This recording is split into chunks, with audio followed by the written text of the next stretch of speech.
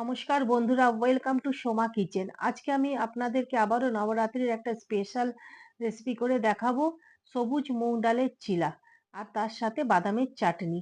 চলুন রেসিপিটা আমরা শুরু করছি। এখানে দেখুন আমি সবুজ মুগ ডাল নিয়ে নিয়েছি এক বাটির মতো। এটা আমি ভিজিয়ে রেখেছিলাম 2 ঘন্টার আগে। এবার এটাকে আমি মিক্সির জারে পেস্ট করে নেব। দেখুন ডালটা আমি দিয়ে দিলাম।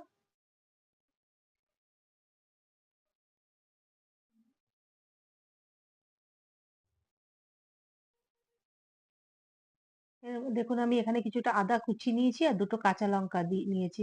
এগুলো ওই ডালটার মধ্যে দিয়ে দেবো, একসাথে পেস্ট করে নেব। এবারে জল দিয়ে দিচ্ছি আমি কিছুটা।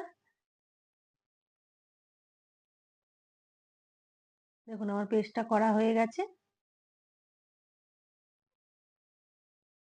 এর মধ্যে আমি এবারে একটু মশলা মিশিয়ে নেব। 1 চামচ জিরে গুঁড়ো দিয়েছি, 1 চামচ ধনে গুঁড়ো আর হাফ চামচ আমি গোলমরিচের গুঁড়ো দিয়ে দিচ্ছি। আর এর মধ্যে আমি পরিমাণ মতো সন্দক লবণ দিচ্ছি। এর মধ্যে কিছুটা আমি দেখুন ধনে পাতাও দিয়ে দিচ্ছি।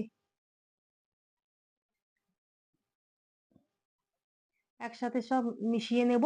এটা যদি ব্যাটারটা যদি গাঢ় লাগে আপনারা একটু জলও মিশিয়ে নিতে পারেন। এবার কড়াইতে দেখুন আমি এবার চাটনির রেসিপিটা বানাবো। কি চাটনির জন্য আমি কিছুটা বাদাম আমি এখানে রোস্ট করে নেব। দেখুন বাদামটা আমার রোস্ট করা হয়ে গেছে। এবার বাদামটা উঠিয়ে নেব আমি। একদম ইউনিক একটা চাটনি হবে, দেখবেন খেতেও খুব ভালো লাগবে। বাদামের তো অনেক রকম চাটনি হয়, কিন্তু এটা একদম ইউনিক দেখবেন। দেখুন একটা মিক্সির জারে বাদামটাকে আমি দিয়ে দিচ্ছি।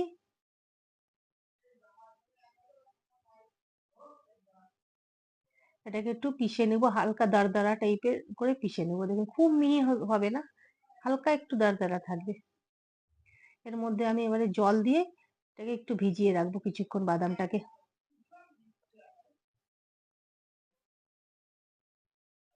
একটা চামচের সাহায্যে ওটা নাড়িয়ে নেব, মিশিয়ে নেব জলের সাথে বাদামটা।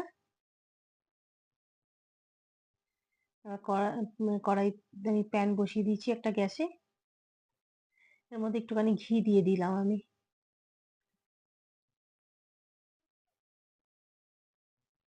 আপনারা চাইলে তেলও বানাতে পারেন।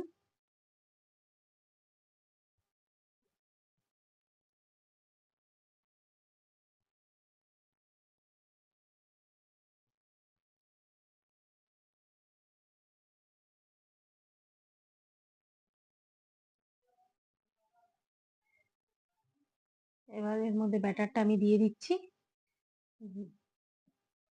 চিলা বানানোর জন্য। এখন ফ্লেমটা আমি লো রেখেছি। এরপরে আমি একটুখানি হালকা মিডিয়াম করে দেবো, লো মিডিয়ামে।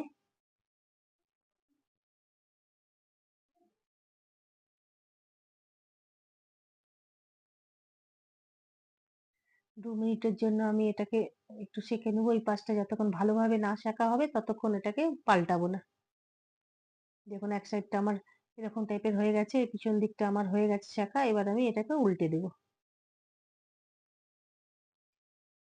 একটুখানি দেখবেন একটু হালকা একটু ভেঙে যেতে পারে, হালকা একটু ক্র্যাক হয়ে যেতে পারে, তাতে কোনো অসুবিধা নেই। দেখুন আমার হয়ে গেছে এটা। এটাকে আমি দেখুন 2 পার্টই আমার ভালো মতো হয়ে গেছে ভাজা। এবার উঠিয়ে নেবো আমি।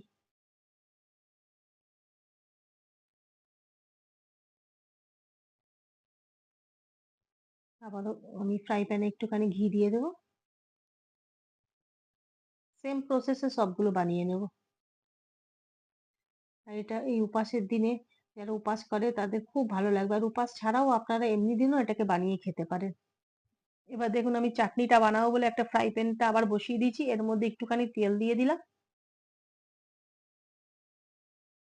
তেলের মধ্যে একটু আমি গোটা জিরে দিয়ে দিচ্ছি আর একটু কাঁচা লঙ্কা কুচি দিয়ে দেবো।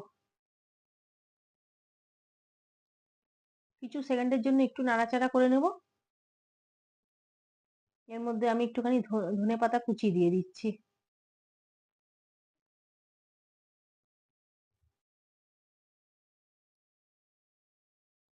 এবারে যে বাদামটা আমি পেস্ট করে করে রেখেছিলাম মিক্সিতে, সেই বাদামের পেস্টটা এর মধ্যে দিয়ে দিলাম, জলে যে আমি রেখে দিয়েছিলাম।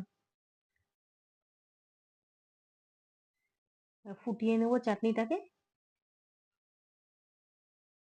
খুব সহজে, খুব তাড়াতাড়ির মধ্যে এই চাটনিটা হয়ে যায়।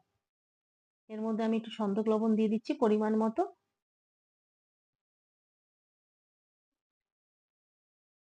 এরকম ভাবে একবার বাদামের চাটনি আর এরকম চিলা বানিয়ে খাবেন, দেখবেন খুব ভালো লাগবে। দেখুন ফুটে গেছে, খুব জলদির মধ্যে এই চাটনিটা বানানো হয়ে যায়, খুব সহজ রেসিপি একটা, আর খেতেও খুব সুস্বাদু। দেখুন হয়ে গেছে আমার চাটনিটা বানানো।